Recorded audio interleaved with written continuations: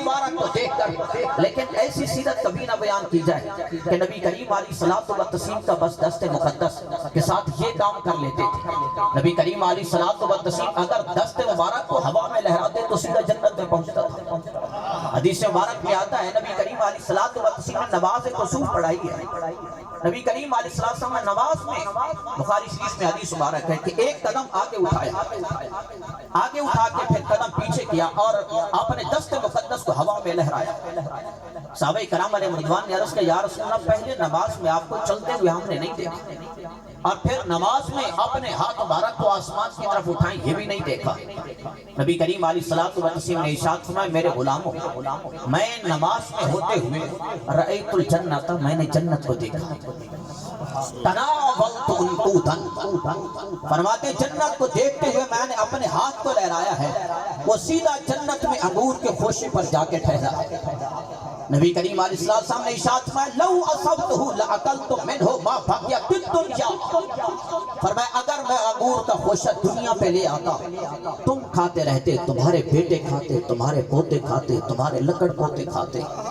ہزاروں نسلیں آتی، ہزاروں قبیلے آتے، قیامت کے دن تک کے لیے وہ انگور کا ایک خوشہ کبھی ختم نہ ہوتا۔ یعنی نبی نعرے تکبیر، نعرے رسالت، نعرے خلافت، عظمت و شان مصطفیٰ، یعنی نبی کریم علیہ الصلوۃ والتسلیم کا دست مبارک اپنے غلاموں کی خدمت کے لیے بھی اٹھتا ہے، غریبوں کے لیے سہارا بھی بنتا ہے۔ سمال الجتام عصمت للارامل، بیوہ عورتوں کے لیے بھی سہارا بنتا ہے، یتیموں کے لیے جن کا کوئی آسرا سہارا نہ ہو نبی کریم علیہ الصلوۃ والتسلیم ان کے لیے سہارا بنتے ہیں۔ انک تقسم المعدوم وتقری الضیف، نبی کریم علیہ السلام جن کا کوئی نہ ہو ان کو کما کر دینے والے ہیں، تقری الضیف مہمان نوازی فرمانے والے ہیں، وتعین علی نوائب الحق، فرمایا جن کی مدد کرنے والا نہ ہو نبی کریم علیہ السلام ان کی مدد کرنے والے ہیں۔ نبی کریم علیہ السلام اگر ہاتھ مبارک کبھی اٹھاتے ہیں بھئی کھانے کے بعد یا کھانے کے دوران انگلیوں کو چاٹ لینا یہ بھی سنت ہے، لیکن اگر نبی کریم علیہ السلام ہاتھ مبارک لہرائیں تو سیدھا جنت میں پہنچتا ہے۔ اس پرواز کو بھی جاننا چاہیے۔ بظاہر بندہ نظر کو اٹھاتا ہے، سب سے زیادہ نظر بندہ کہہ سکتا ہے کہ 2-3 کلومیٹر تک جا رہی ہے، اگر سامنے کوئی درخت نہ ہو، سامنے کوئی آڑ کوئی پردہ نہ ہو، اور بندہ سماعت کے متعلق بھی کہہ سکتا ہے کہ فلاں دور سے آواز آ رہی تھی میں سن رہا تھا، لیکن اپنے بندہ ہاتھ کے متعلق نہیں کہہ سکتا۔ میں ہاتھ 2-3 فٹ کا ہو بندہ کہے نہیں میں 10 فٹ تک اپنے ہاتھ کو لے جاتا ہوں، لیکن ایک ہے ہمارا ہاتھ، ایک ہے نبیوں کے امام کا ہاتھ، مبارک ہاتھ۔ نبی کریم علیہ السلام نے دست مقدس اٹھایا، نبی کریم علیہ السلام نے ارشاد فرمایا رأیت الجنت، میں نے صرف جنت کو دیکھا نہیں میرا دست مقدس بھی جنت کے سطح میں پہنچ گیا ہے۔ حدیث مبارک میں آتا ہے حضرت حلیمہ سعدیہ رضی اللہ تعالیٰ عنہ ارشاد فرماتی ہیں میں جس وقت حضرت سید آمنہ سلام اللہ علیہ کے گھر میں پہنچی میں نے نبی کریم علیہ السلام کو اٹھایا، فرماتے اٹھا کے میں نے ارادہ کیا کہ میں کعبہ شریف میں داخل ہوتی ہوں، کعبہ شریف کا طواف بھی کروں، نبی کریم علیہ السلام کو بھی ساتھ اٹھا کے، اور پھر حجر اسود کو خود بھی بوسہ دوں، نبی کریم علیہ السلام کو بھی بوسہ دوں۔ حضرت حلیمہ سعدیہ رضی اللہ عنہ نے ارشاد فرماتی ہیں لما دخلت الی الکعبہ، جب میں کعبہ شریف میں داخل 360 بت گاڑے ہوئے تھے، نقص الحبل الرأس، سب سے جو بڑا بت تھا اس کا نام تھا حبل، اس نے اپنے سر کو جھکایا، فرماتی قضا جمیع الاصنام، باقی سارے بتوں نے دیکھ کر بڑے بت کو انہوں نے بھی اپنے سر کو جھکایا، فرماتی سر کو جھکانے لگے کس واسطے؟ حضرت حلیمہ سعدیہ فرماتی تعظیماً للنبی صلی اللہ علیہ وسلم، نبی کریم علیہ السلام کی تعظیم کرتے ہوئے اپنے سروں کو بت جھکانے لگے۔ فرماتی حجر اسود تو میں جس وقت چومنے کا ارادہ کر رہی تھی ابھی میں بڑھنے لگی تھی، خرجت الحجر الاسود من مکانہ، حجر اسود اپنی جگہ سے نکلا ہے، حتی التصق بوجہ النبی صلی اللہ علیہ وسلم فتقبلہ، نبی کریم علیہ السلام کے مقدس چہرہ کے ساتھ چمٹ گیا اور نبی کریم علیہ السلام کو بوسے دینے لگا۔ ان ساری دنیا ترستی ہے کہ حجر اسود کو ایک مرتبہ میں چوم لوں، لیکن حجر اسود وہ ہے کہ نبی کریم علیہ السلام کے مقدس چہرہ کو چومنے کے لیے ترس رہا تھا۔ حضرت علیمہ سعدیہ رضی اللہ تعالیٰ عنہ ارشاد فرماتی ہیں پھر اخذت محمدن بین یدیّ، اٹھنی پر میں سوار ہونے لگی، نبی کریم علیہ الصلوۃ والسلام کو میں نے اپنے آگے بٹھایا۔ فرماتی ہیں اونٹنی اٹھنے سے پہلے سجدت نحو الکعبۃ، ثلاث سجدات تھے، اٹھنی نے کعبہ شریف کی طرف دیکھا اور 3 سجدے کیے،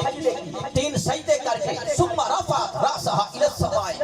پھر اپنے سر کو آسمان کی طرف اٹھایا، آسمان کی طرف اٹھا کے ثم مشت، پھر چل پڑی۔ حضرت حلیمہ سعدیہ فرماتی یہی اونٹنی تھی، پہلے تو انتہائی کمزور تھی، لیکن جب نبی کریم علیہ الصلوۃ والتسلیم اس اونٹنی پہ سوار ہوئے، مشت چلی ہے حتی سبقت دوائب الناس الذین کانوا معی،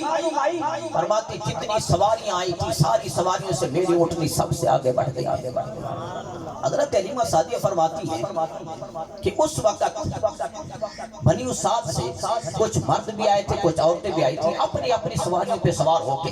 زیادہ تر اس وقت اونٹنی یا گھوڑے گھوڑی کی سواری ہوتی تھی۔ حضرت حلیمہ سعدیہ فرماتی ہیں یتعجبون ان الناس یتعجبون منی، لوگ میری طرف دیکھ کر تعجب کرنے لگے، وَيَقُلْنَا لِلنِّسَاءِ، عورتیں مجھے کہنے لگی یا بنت ابی زبیب انہا ہیا، اے ابو زبیب کی بیٹی، یہ حضرت حلیمہ سعدیہ کو کہا جاتا تھا کیا وہی اونٹنی ہے تقصف کے دوران بطرف کا اخرى،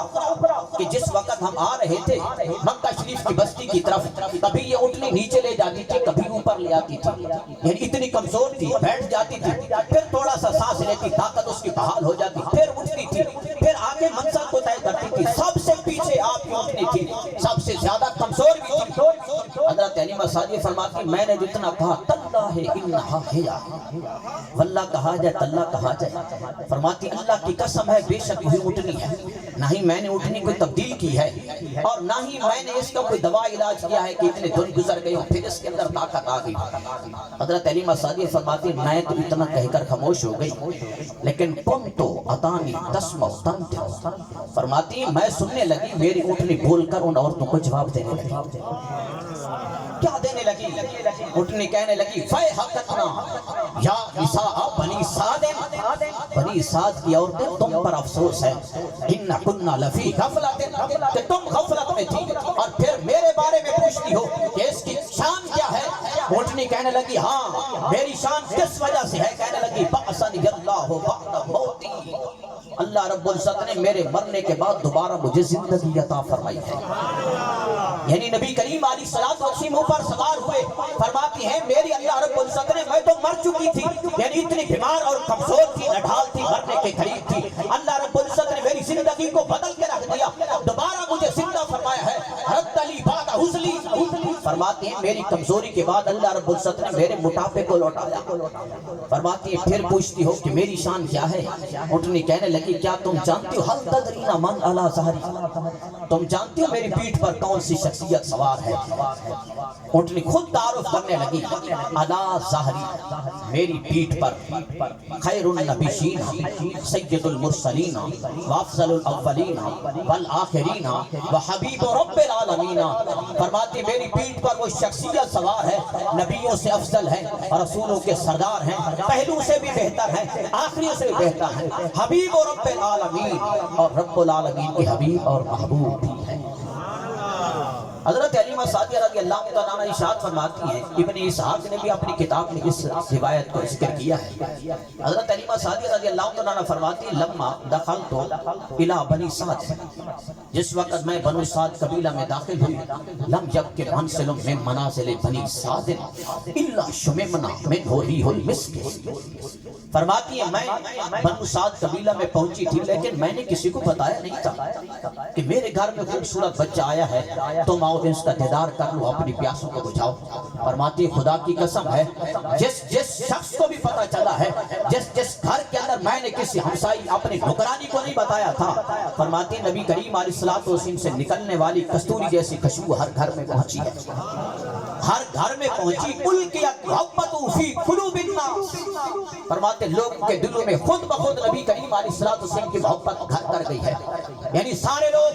نبی کریم علیہ الصلوۃ والسلام کو دیکھ کر فدا ہونے لگے۔ حضرت حلیمہ سعدیہ رضی اللہ تعالیٰ عنہ فرماتی ہے کیا محبت کرنے والوں کو کچھ فائدہ بھی ہوا تھا؟ نہیں ہوا تھا۔ نبی کریم علیہ الصلوۃ والسلام کا بچپن کا مقدس زمانہ تھا۔ حضرت حلیمہ سعدیہ رضی اللہ تعالیٰ عنہ فرماتی ہیں کہ اس وقت اذا نزل بہ اذن، جب کوئی بندہ بیمار ہوتا میرے پاس آ جاتا، نبی کریم علیہ الصلوۃ والسلام کی اخذ کفہ، نبی کریم علیہ الصلوۃ والسلام کے ہاتھ مبارک کو پکڑتے، ویضع علی موضع الاذى، جس بندے کو جہاں تکلیف درد ہوتا تھا وہاں نبی کریم علیہ الصلوۃ والسلام کے دست مبارک کو رکھتی، یتبرأ باذن اللہ سریعا، فرماتے ہاتھ مبارک کے رکھنے کی دیر ہوتی تھی، شفا کے ملنے کی دیر نہیں ہوتی تھی۔ نبی کریم علیہ الصلوۃ والسلام کا بچپن مبارک ہے۔ حضرت حلیمہ سعدیہ رضی اللہ تعالیٰ عنہ سے پوچھا گیا تھا، اے حلیمہ سعدیہ تو ایک غریب خاتون ہے، تیرے گھر کے اندر خوشبو کا ماحول تو آپ سے آیا ہے، آپ ساری رات تو چراغ کیوں جلاتی ہے؟ فرماتی ما كنا نحتاج الى السراج یوم اخذناہ لأن نورہ کان انورا من السراج، فرماتی خدا کی قسم ہے جب سے نبی کریم علیہ السلام میرے گھر میں آئے ہیں مجھے کبھی چراغ جلانے کی ضرورت محسوس نہیں ہوئی۔ کیوں؟ فرماتی لأن نور النبی کان انورا من السراج، فرماتی نبی کریم علیہ الصلوۃ والتسلیم کا جو نور مبارک ہے وہ اگر ہزاروں چراغ بھی رکھے جائیں پھر بھی نبی کریم علیہ السلام کے چہرہ مقدس کی روشنی ہزاروں چراغوں سے بھی بھاری ہے زیادہ۔ حضرت حلیمہ سعدیہ فرماتی ہیں کہ نبی کریم علیہ الصلوۃ والسلام یہ صرف لوگوں کو بھی انسانوں کو بھی شفائیں بانٹنے والے نہیں تھے، حیوانوں کو بھی شفائیں بانٹنے والے تھے۔ فرماتی حضرت اذا اللہ لہم بعیرا او شاۃ، فرماتی اگر کوئی اونٹ بیمار ہوتا یا بکری بیمار ہوتی، یہ بطور خاص لفظ بولے ہیں، اس وقت اونٹوں اور بکریوں کی تعداد زیادہ ہوتی تھی۔ نبی کریم علیہ الصلوۃ والتسلیم نے خود بھی بکریاں چرانے کے لیے گئے ہیں، یعنی بکریوں کو شرف بخشا ہے۔ حضرت حلیمہ سعدیہ نے خود پوچھا تھا اپنے بیٹے اور بیٹی حضرت شیمہ سے، پوچھنے لگی اے میرے بیٹے اور بتاؤ کہ تمہارے جو حجازی بھائی ہیں تمہارے ساتھ جاتے ہیں، ان کی کوئی عجائب اور کرامات بھی دیکھی ہے؟ کہنے لگے اے امی جان تو ایک دیکھی ہے، ان اخل حجازی اذا وقف بقدمہ علی الوادی یقصر لوقتہ، فرماتے ہیں کہ جس وقت ہمارے حجازی بھائی قدم رکھتے ہیں پہلے بنجر زمین ہوتی ہے، سبزے کا نام و نشان نہیں ہوتا، قدم رکھ کے اٹھانے کی دیر نہیں ہوتی پہلے سبزہ اگاتا ہے۔ حضرت امام سخاوی علیہ رحمہ فرماتے ہیں نبی کریم علیہ الصلوۃ والسلام کے پیدائش مبارک سے پہلے فرماتی مکہ شریف میں 61 سالی کا دورہ تھا، جو ہی نبی کریم علیہ السلام کی ولادت بسعادت کے دن قریب آنے لگے، فرماتے حملت الاشجار، تو درختوں پر بھی پھل آنے لگے، اکثرت لہم الارض، زمین پر بھی سبزہ آنے لگا، یعنی زمین اور درخت خوشی منانے لگے کہ نبی کریم علیہ السلام کے آنے کے ساتھ ہماری بھی بگڑی بن رہی ہے۔ فرماتی ہے امام سخاوی علیہ رحمہ نبی کریم علیہ السلام کی ولادت بسعادت کا بالکل فقط قریب تھا، اقصب اہل مکہ خصبا عظیما، فرماتے مکمل اہل مکہ خوش ہو گئے، ہر طرف سبزہ پھیل گیا، درخت پھلوں سے لد گئے، پہلے محروم تھے، ویرانی تھی، بہار ہر طرف آ گئی۔ فرماتے اہل مکہ نے بحیث سمیت سنۃ الفتح والابتہاج، فرماتے مکمل اہل مکہ نے جس وقت دیکھا کہ آپ کے آنے سے ہماری بگڑی بنی ہے، کہنے لگے لوگوں یہ سال عام نہ سمجھو، الفتح والابتہاج، یہ خوشحالی اور کامیابی کا سال ہے۔ یعنی نبی کریم علیہ الصلوۃ والسلام کے آنے کے ساتھ زمین پر بھی بہار آئی ہے، درختوں پر بھی بہار آئی ہے۔ حضرت ابن عباس رضی اللہ تعالیٰ عنہ ارشاد فرماتے ہیں ان کل دعوت لقریش نطقت تلک اللیلۃ، فرماتے ہیں جب نبی کریم علیہ السلام کی ولادت بسعادت ہوئی تھی تو اس رات قریش کی ہر سواری نے، ہر چوپائے نے بول کر خوشی منائی تھی۔ کیا کہنے لگے تھے؟ فرماتے ہیں وحمل بمحمد صلی اللہ علیہ وسلم ورب الکعبۃ امام الدنیا وسراج اہلھا، ہر سواری کہنے لگی اللہ کی قسم ہے، رب کعبہ کی قسم ہے، کون سی شخصیت آ رہی ہے؟ ہر سواری کہنے لگی وہ شخصیت آ رہی ہے امام الدنیا و سراج اہلھا، یہ دنیا دنیا والوں کے امام بھی بن کے آ رہے ہیں، دنیا والوں کے لیے روشنی تقسیم کرنے کے لیے آ رہے ہیں، یعنی دنیا والوں کے لیے چراغ۔ حضرت ابن عباس رضی اللہ تعالیٰ عنہ ارشاد فرماتے ہیں اس وقت جتنے نجومی تھے، کاہن تھے، پورا دن ان کی زبانیں گونگی رہی، کوئی لفظ نہیں نکل سکا کہ نبی کریم علیہ الصلوۃ والسلام کے خلاف کوئی بات کہیں۔ فرماتے ہیں مرت وحوش المشارق الی وحوش المغارب بالبشارات، فرماتے ہیں جو وحشی طریقے ہیں جن کو کھانے پینے کی تمیز بھی نہیں ہوتی، فرماتے ہیں وہ نبی کریم علیہ السلام کی ولادت بسعادت کی راہ مشرقی درندے مغرب والوں کی طرف آ گئے، مبارکبادی دینے لگے۔ فرماتے ہیں اسی طرح قضا بشر اہل البحار بعضهم بعضا، فرماتے ہیں جو دریاؤں کے اندر دریاؤں کی تہ میں مخلوق رہنے والی ہے وہ ایک دوسرے کو مبارکبادی دینے لگی۔ حضرت ابن عباس رضی اللہ تعالیٰ عنہ ارشاد فرماتے ہیں نودیا من السماء، فرماتے ہیں آسمان کے کونے کونے سے یہ آواز آنے لگی کہ وہ ہستی آ رہی ہے میمونن و متبارکن، فرماتے ہیں جو امن کی دولت بھی تقسیم کرنے والی ہے، جو برکتیں بھی تقسیم کرنے والی ہے۔ یعنی نبی اکرم نور مجسم شفیع معظم صلی اللہ علیہ وسلم کی مقدسہ حضرت حلیمہ سعدیہ رضی اللہ تعالیٰ عنہ ارشاد فرماتی ہے کہ میں نے اپنے بیٹے سے پوچھا اور بیٹی سے کہ اور کیا ہے بات، اس کے ضمن میں ایک بات عرض کرتا چلوں کہ نبی کریم علیہ الصلوۃ والتسلیم کی ردائی بہن تھی حضرت شیمہ، ان کا نام خزامہ بھی تھا، خزیمہ نہیں خزامہ۔ جس وقت حضرت شیمہ کی شادی ہو گئی، نبی کریم علیہ الصلوۃ والسلام نے اعلان نبوت فرما لیا۔ اعلان نبوت فرمانے کے بعد غزوات کچھ ایسے بھی ہوئے کہ صحابہ کرام علیہ رضوان بنو سعد کے قبیلے کی طرف جا پہنچے، ان کے ساتھ لڑائی ہوئی، صحابہ کرام کچھ لوگوں کو گرفتار کر کے لائے۔ جس وقت گرفتار کر کے لائے، حضرت شیمہ رضی اللہ تعالیٰ عنہ کا جس قبیلے میں آپ کی شادی ہوئی تھی اس قبیلے کے سردار نے لوگوں کے اندر اعلان کیا کہ چندہ اکٹھا کرتے ہیں، چندہ اکٹھا کر کے مسلمانوں کے نبی کے پاس جاتے ہیں، وہ فدیہ بطور فدیہ دیتے ہیں، اپنے بندوں کو چھڑا کے لاتے ہیں۔ فرماتے ہیں سردار بھی تھا، چند ایک لوگ اور بھی تھے، ہر ایک کے دروازے ہر ایک کے گھر پہ دستک دے کے چندہ اکٹھا کر رہے تھے۔ اسی طرح چندہ اکٹھا کرتے ہوئے حضرت شیمہ کے دروازے تک جا پہنچے۔ حضرت شیمہ کے دروازے پر جس وقت پہنچے تو حضرت شیمہ نے سوال کیا کہ چندہ کیوں وصول کر رہے ہیں؟ انہوں نے ساری داستان بتائی کہ ہمارے کچھ لوگوں کو مسلمانوں کے نبی نے بندے ہمارے قید کیا، گرفتار کیے ہیں، ہم ان کو چھڑانے کے لیے اکٹھا کر رہے ہیں۔ فرماتے ہیں ان کا تعارف کیا ہے؟ کہنے لگے کہ اسے محمد کہا جاتا ہے۔ جس وقت محمد کا کہا، حضرت شیمہ رضی اللہ تعالیٰ عنہ نے کہا وہ تو میرے بھائی لگتے ہیں، وہاں چندو کی ضرورت نہیں، مجھے ساتھ لے جاؤ کہ میرے بھائی بچپن کے اندر بھی اتنے لجپال تھے کہ اب میں جاؤں گی تو مجھے امید ہے چندو کی اکٹھے کی ضرورت نہیں، مجھے دیکھ کر بندوں کو رہا کر۔ حضرت شیمہ رضی اللہ تعالیٰ عنہ چند ایک اور لوگ تھے، جس وقت پہنچے نبی کریم علیہ الصلوۃ والسلام کے مقدس کا شانہ پہ، صحابہ آداب کی آیات نازل ہو چکی تھی، صحابہ کرام تلواریں لہراتے ہوئے کھڑے تھے کہ کوئی دشمن ایسا نہ ہے جو نبی کریم علیہ الصلوۃ والسلام کی بارگاہ تک پہنچے آپ کو تکلیف دے۔ فرماتے جس وقت حضرت شیمہ رضی اللہ تعالیٰ عنہ قریب گئی، فرمانے لگی خلو سبیلی، میرے راستے کو چھوڑ دو، مجھے جانے دو، فعلم تم جان لو انا اخت نبیکم، میں تمہارے نبی کی بہن لگتی ہوں۔ فرماتے جو ہی بہن ہونے کا تعارف کیا، صحابہ کرام نے نظریں میں نیچے جھکائی، تلواروں کو رکھ دیا۔ نبی کریم علیہ السلام اپنے مقدس حجرہ میں بیٹھے تھے، جو ہی حضرت شیمہ کو دیکھا نبی کریم علیہ السلام کھڑے ہو کے استقبال کیا۔ آپ نے ارشاد فرمایا میری بہن کیسے آنا ہوا؟ آپ نے جس وقت داستان سنائی ہے، نبی کریم علیہ السلام نے ارشاد فرمایا میری بہن تو نہ آتی، پیغام بھیج دیتی، بندوں کو میں چھڑوا دیتا۔ لیکن نبی کریم علیہ السلام نے بندوں کو بھی چھوڑا، ساتھ تحفے تحائف بھی دیے، تحفے تحائف دے کر نبی کریم علیہ السلام نے رخصت فرمایا۔ رخصت فرما کے کہنے لگے اے میری بہن اگر کوئی کام پھر پڑ جائے تو پیغام بھیج دینا، آپ نے تکلیف نہیں کرنی۔ صحابہ کرام سوچ رہے تھے کہ نبی کریم علیہ السلام جانتے ہیں، لیکن پہلے تو مجلس شورا ہوتی تھی، مشورہ ہوتا تھا، لیکن نبی کریم علیہ السلام مختار تو آپ ہیں، کچھ نہ کچھ مشورہ تو کر لینا۔ فرماتے جو ہی نبی کریم علیہ السلام واپس تشریف فرما ہوئے، نبی کریم علیہ السلام نے ارشاد فرمایا اے میرے غلاموں، میں تمہیں بتانا چاہتا ہوں کہ آج تم سے مشورہ نہیں لیا کہ جس وقت بہن دروازے پہ آ جاتی ہے بہن کو خالی نہیں چھوڑا جاتا، جس طرح کا ہے اسی طرح کیا جاتا ہے۔ یعنی نبی کریم علیہ السلام تو بھائیوں کی، بہنوں کی اور اپنے بیٹوں کی، بیٹیوں کی عزتیں بتانے کے لیے آئے ہیں۔ بھائی کتنا سخت دور تھا کہ اپنی ماں کو، اپنی بہن کو لوگ بیچتے بیچتے تھے, اپنی بیٹی کو زندہ درگور کرتے تھے. یہاں تک حدیث مبارک میں آتا ہے نبی کریم علیہ السلام کی بارگاہ میں ایک بندہ صحابی رسول ہوا, کلمہ پڑھ کے مسلمان ہوا, اپنی پہلے دور کی بات بیان کرنے لگا. کہنے لگا یا رسول اللہ صلی اللہ علیہ وسلم, میں نے اپنی بیٹی کو زندہ درگور کیا تھا,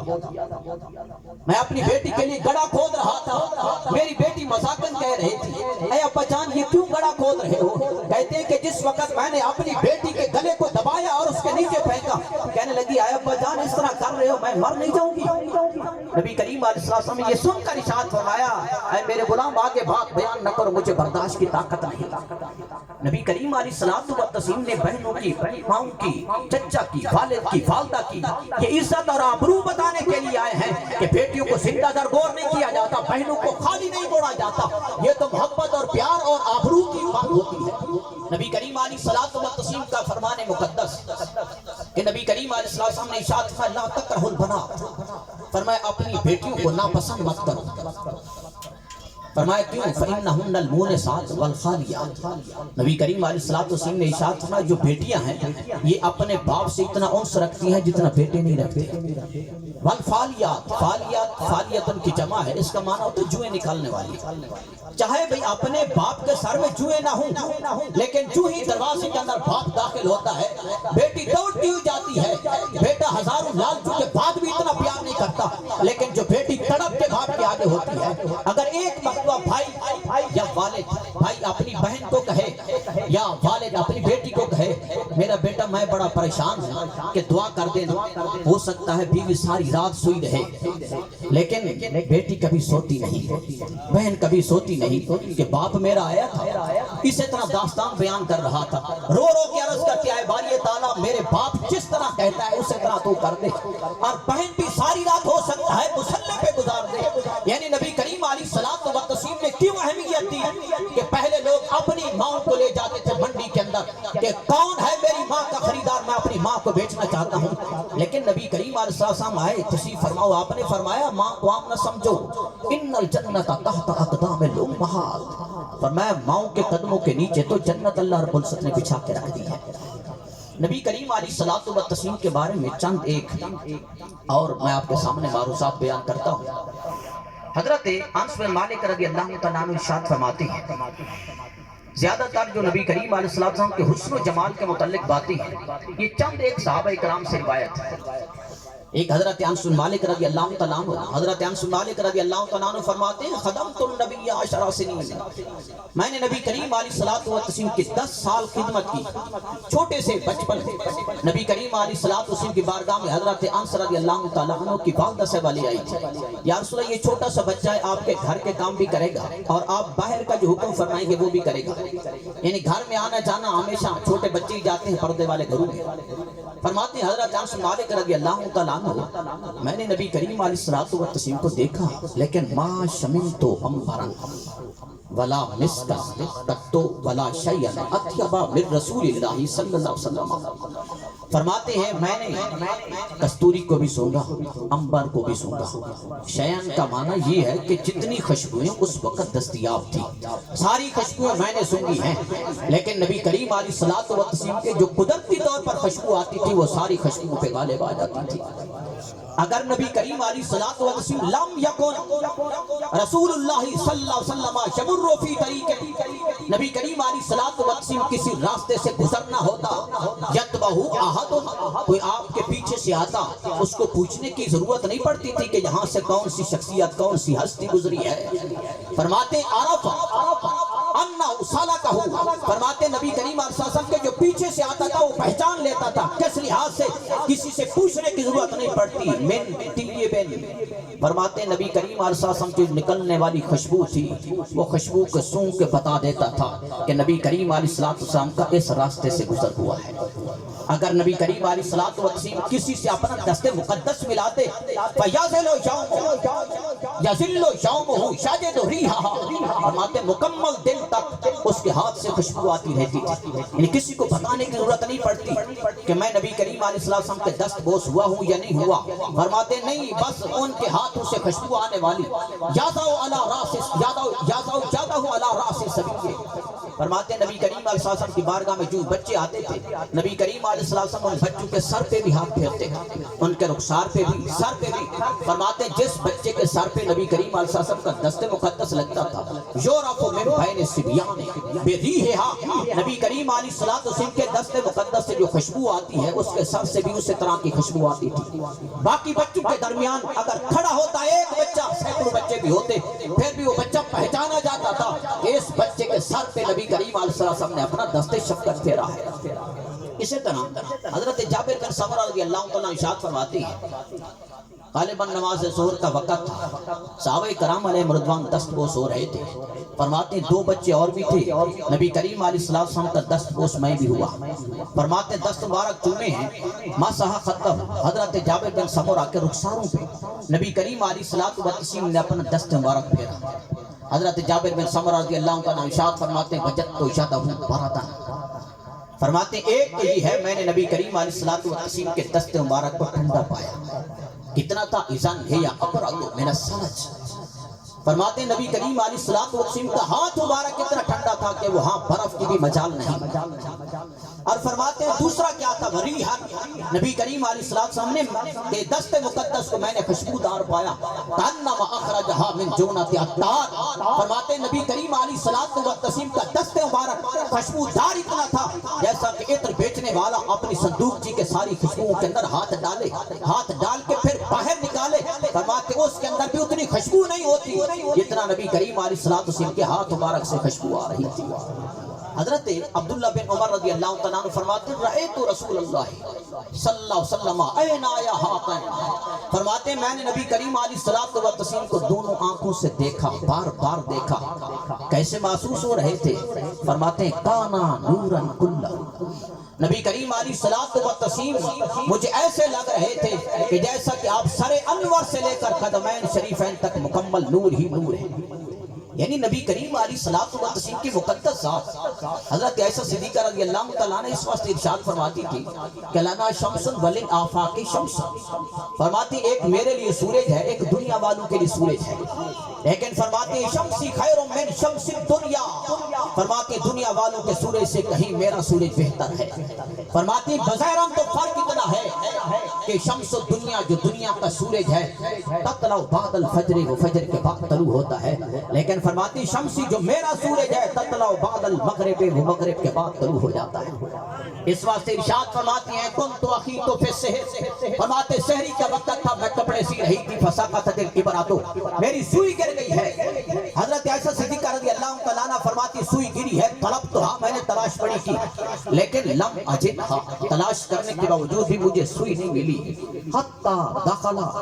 رسول اللہ صلی اللہ علیہ وسلم، فرماتی حتیٰ کہ نبی کریم علیہ السلام میرے حجرہ میں داخل ہوئے، تشریف فرما ہوئے، فرماتے وہی سوئی جو نہیں مل رہی تھی فتبینت الابرۃ، فرماتے میری سوئی چمک اٹھی ہے، کس لحاظ سے چمک اٹھی؟ لشعاع انوار وجہ نبی صلی اللہ علیہ وسلم، فرماتے نبی کریم علیہ السلام کی انوار و تجلیات میں صرف ایک شعاع ملی، شعاع پڑی ہے،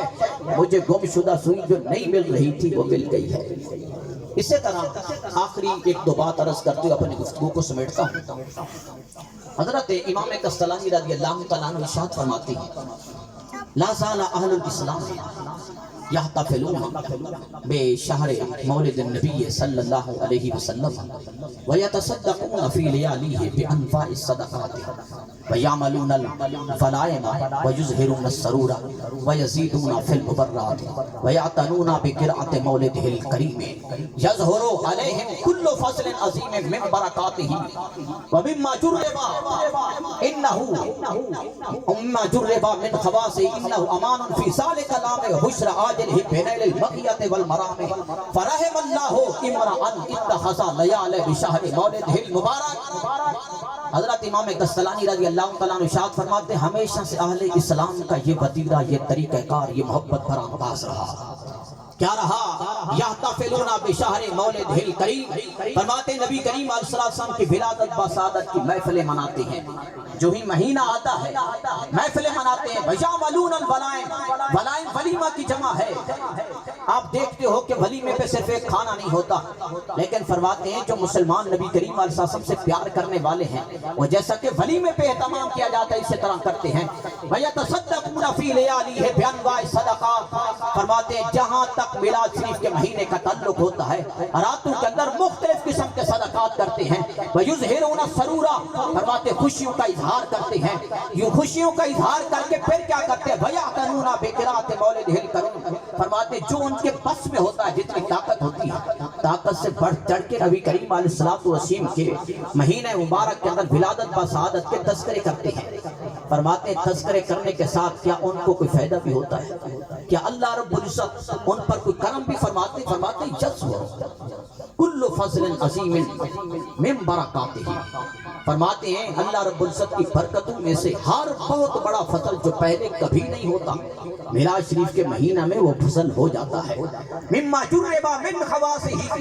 فرماتے میلاد شریف کے منانے کی برکتوں میں سے ایک خاصیت ایک خصوصیت یہ فرماتے مما جربا تجربہ کیا گیا، امام قسطلانی علیہ رحمہ فرماتے ہیں تجربہ کیا ہے؟ انہ آمن فی ذالک العام، انہ امان فی ذالک العام، فرماتے ہیں وہ پورا سال وہ ہم پر امن کے ساتھ گزر جاتا ہے، یعنی جس جگہ پہ میلاد شریف کی محفل ہوتی ہے پورا سال امن و سلامتی ہوتی ہے۔ دوسرا فرماتے بشرا آجلی بین المغیات والمرام، فرماتے پہلے جو بڑی دیر سے ہم دعائیں مانگ رہے ہوتے ہیں کہ فلاں ہمارا کام ہو جائے فلاں بگڑی بن جائے، فرماتے میلاد شریف کے منانے کے لحاظ سے اس کام کی بھی خوشخبری مل جاتی ہے۔ حضرت امام قسطلانی رحمۃ اللہ علیہ آخر میں ارشاد فرماتے رحم اللہ عمران،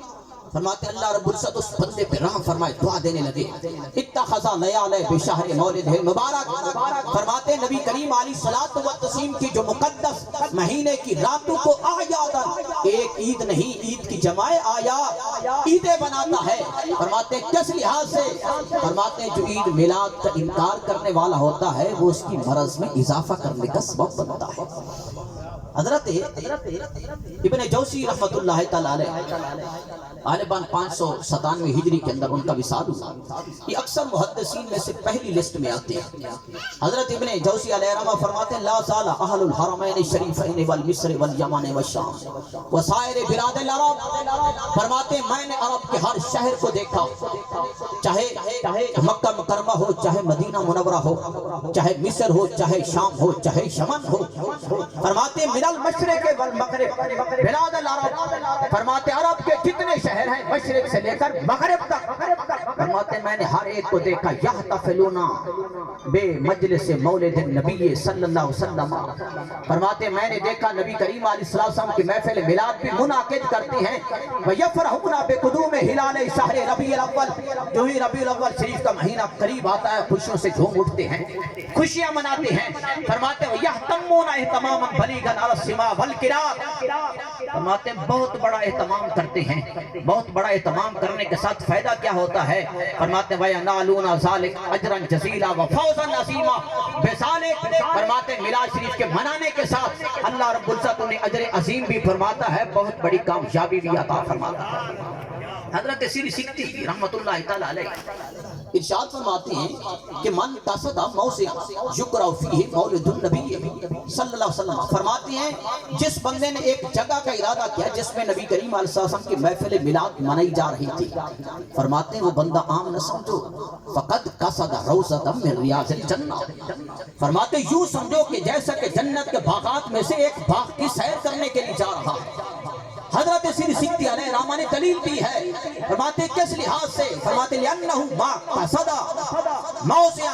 فرماتے اور کسی جگہ کا ارادہ نہیں کیا الا لمحبت النبی، یہ تو نبی کریم علیہ السلام کی محبت کی خاطر اس محفل میں پہنچا، اور نبی کریم علیہ السلام کا فرمان مبارک ہے من احبنی، جس نے میرے ساتھ محبت کی ہے کان معی فی الجنہ، کل جنت بھی وہ میرے قدموں تک پہنچ جائے گا۔ دعا ہے اللہ رب العزت کی بارگاہ میں کہ آج کی مقدس محفل کو اللہ رب العزت اپنی بارگاہ میں منظور و قبول